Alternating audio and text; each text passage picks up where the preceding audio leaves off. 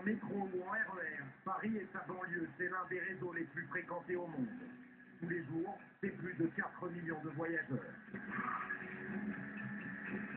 Pour rendre ces transports plus sûrs et lutter contre la criminalité, plus de 1200 hommes et femmes de la préfecture de police sont sur le qui-vive. Patrouille, surveillance, infiltration, intervention, pendant plusieurs mois, nous les avons suivis dans leur mission quotidienne.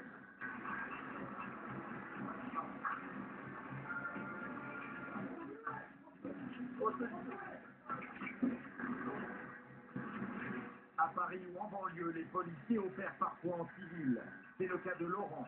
Son rôle, se mêler aux voyageurs et intervenir en cas de flagrant délit.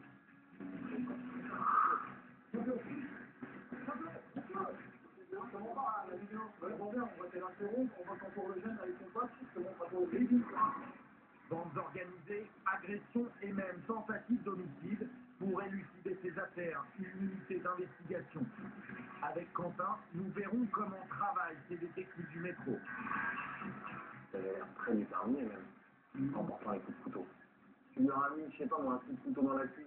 Tu peux pas dire que tu avais l'intention de le faire. Mais là, tu lui en mets 3 dans le cou, 5 dans le dos, 1 dans le thorax. Nous serons aussi du côté des victimes de vol ou d'agression.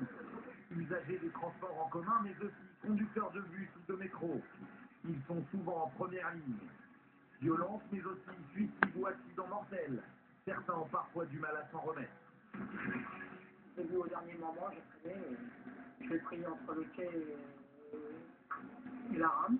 Quand on est confronté à la mort directement, parce qu'on est confronté, hein, on voit quelqu'un mourir, c'est vraiment la première fois que ça m'arrivait, c'est des choses qu'on ne peut pas oublier.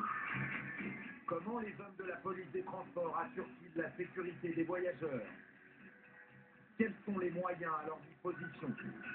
Enquête dans les transports en commun d'Île-de-France, une plongée dans un réseau sous haute surveillance.